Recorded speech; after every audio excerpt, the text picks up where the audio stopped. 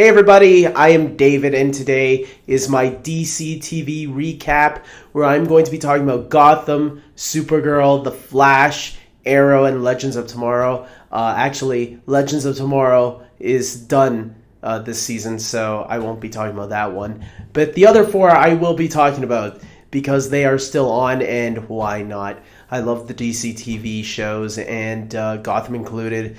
And let's get right into this, guys. So the first episode we have is Gotham, Season 3, Episode 15, How the Riddler Got His Name.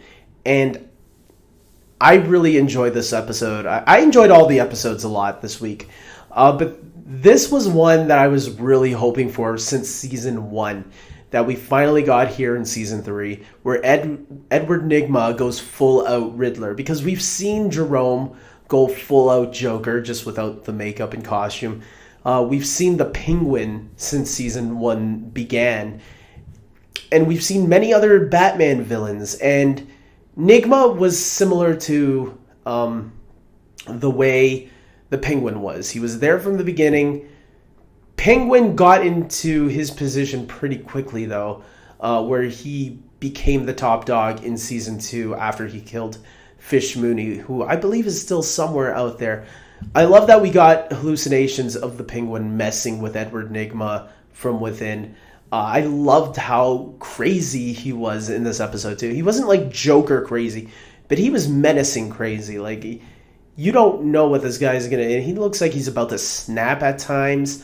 Especially when Lucius came and he wanted Gordon. He didn't want Lucius, and Lucius played his game anyways. And Lucius was the one trying to get into his head, saying, "What happened to you, Ed? Like, you never used to be this way." We got a lot of really cool moments in this episode. What I don't care so far is what's going on with Gordon. That's like my least favorite stuff right now, currently, with his uncle in the boonies. But the whole Edward Nygma finally taking control of his destiny is what I really enjoyed this week about Gotham. It was a good one. It was especially when he had Harvey Bullock tied onto the chair, almost on the stairwell, on the stair ceiling, the railing. And he's asking Lucius Fox all these questions, and each one he gets wrong, he cuts a rope, and Harvey falls anyways. But thankfully, Lucius catches him. Yeah, it was a really good episode. It definitely felt like what the Riddler should be in live action. Definitely one of the better takes out there. Next, we have Supergirl Season 2, Episode 18, Ace Reporter. And this one we get a little bit more of the Kara and Lena Luthor relationship, which is a relationship that I do not trust. Because if you watch Smallville, you know that you should never trust a Luthor. Okay, they had Tess Mercer in Smallville before, and she was related to the Luthors, but she turned out to be a good Luthor. That's going to be the one example. I don't think this relationship is going to last. If anything, I think this is going to be exactly what it was in Smallville. We're going to see them buddies right now, but as the years go by, Lena is going to turn bad and embrace her roots. So that's my whole idea on this thing. Jimmy and Wynn, they actually had some good moments with Jimmy and Wynn this week. And Jimmy, I feel like, has been sidelined throughout this entire season. Like, what the heck's... Why is he a superhero? Why is he doing this? But this episode, I actually thought he was... they used him well as supporting Wynn and his relationship with his crazy alien girlfriend. Which, didn't they break up last time? I don't remember. Next, we have The Flash, Season 3, Episode 19, The Once and Future Flash, where I talked about this in full length in my Flash review. So if you want to see the my full thoughts on that, go check that out.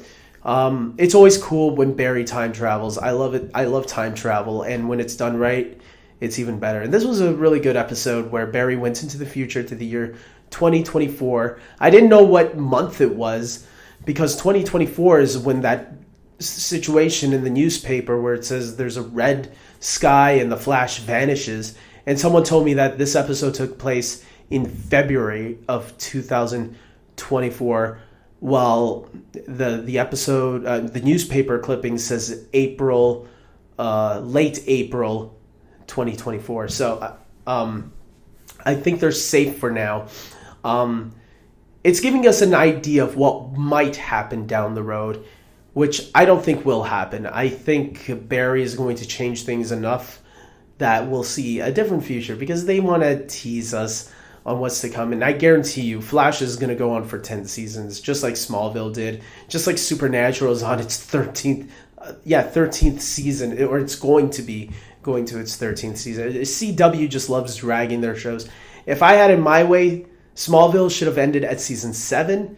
That was the best season, and it would have been a great way to go out. But I'm glad we got 3 other seasons, and I'll be glad if Flash continues on to 10 seasons, because I'm sure they'll give us some great episodes, but I think we'll suffer through some not so great episodes once in a while. We'll see.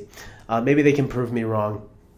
But yeah, this episode was really good. I love seeing future Barry, future Cisco, all the characters where they were by that point, giving us an idea of what might happen if Barry lost. Thankfully, Barry's not going to lose, because there were some great emotional moments, specifically with him and Joe, that kind of reminded me of Barry and his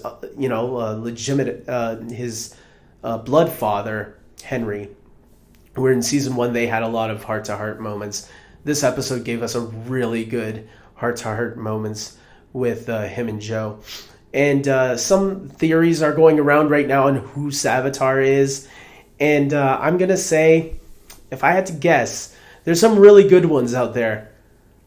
My theory, I'm going to give 3 guesses, okay? It's either Eddie, because Eddie, the last time we saw Eddie, his body in the finale of season 1 was dragged into a warp hole, a time hole, and that was the last we saw of it. He never got a proper burial, nothing. So I think Eddie, somehow he came back to life in that wormhole, and maybe the Speed Force brought him back, and now he is getting revenge on Barry for stealing the woman that he was going to marry. So I'm going to leave it at that. I think Eddie. My second choice is going to be... I don't like that choice. Oh. My second choice is going to be Wally. I'm canceling the second choice and making my third choice the second choice. My second choice is going to be Wally from the future, because some people have been pointing out that Wally is when we see him in the wheelchair in the future, he's shocked. He doesn't even know what to do. He doesn't know what to say. He doesn't move. He doesn't think. We don't know what the heck happened to him. And whatever he knows, we're going to find out. And what can cause that problem? Wally from the future. Wally killed his own sister. Oh shit. Some people are saying Ronnie. That's the one that I don't want to go with. The other one that I did want to go with, though, that I just remembered right now because it slipped my mind, Hunter Zolomon. Someone else came up with this theory, and I'm going to borrow that theory, that maybe it's Hunter Zolomon who was Zoom. Now, I know Zoom is like the Black Flash right now, but hear me out. It's Hunter Zolomon from Earth 1, because the Earth 1 Hunter Zolomon we know is on Earth 1. We saw him very briefly in season 2 when the fake Jay Garrick was showing Caitlin where his real person was. So when Flashpoint happened, something happened to give Hunter Zolomon powers, the powers of the Speed Force. And you know what? I'm not going to rule it out, because he has blue lightning coming out of him whenever he runs, just like Zoom does. So that's an interesting theory for me. Now we get on to Arrow Season 5, Episode 19, Dangerous Liaisons. This was a good episode where, we're back. They have to go out finding Adrian Chase. Where the hell is he?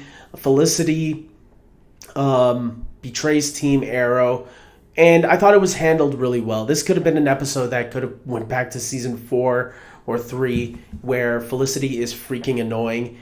And there were almost moments I thought they were going to go there, but they didn't. And that's what I really applauded about this episode. I thought it was handled really well. All the characters, the way it ended was great, leading up to next week where the explosion happens in the Arrow Cave. Holy cow. It was a good episode. So I'm going to leave that one at that. If you want to see my full review on that, I'll put it in the description box below.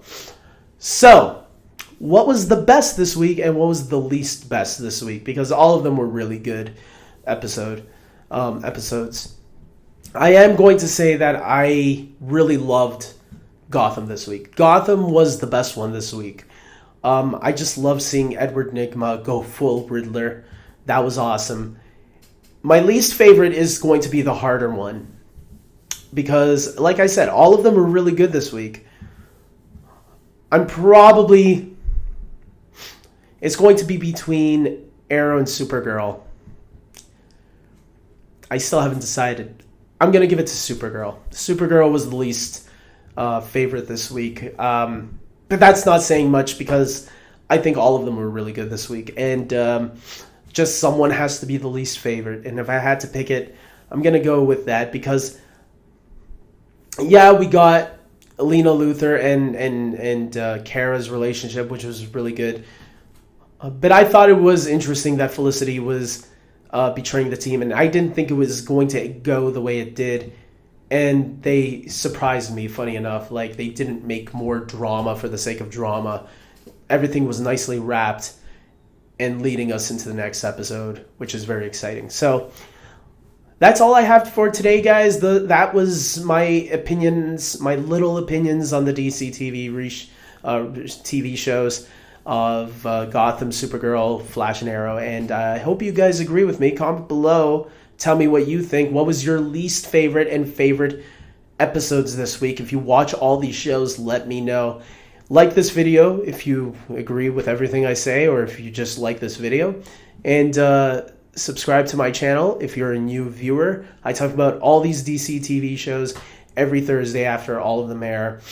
Or I do it a little bit earlier if Arrow doesn't air. And with that being said, guys, until next time, thanks for supporting me. I know there's a lot of you out there that do, and I really appreciate it from the bottom of my heart. Until next time, take care.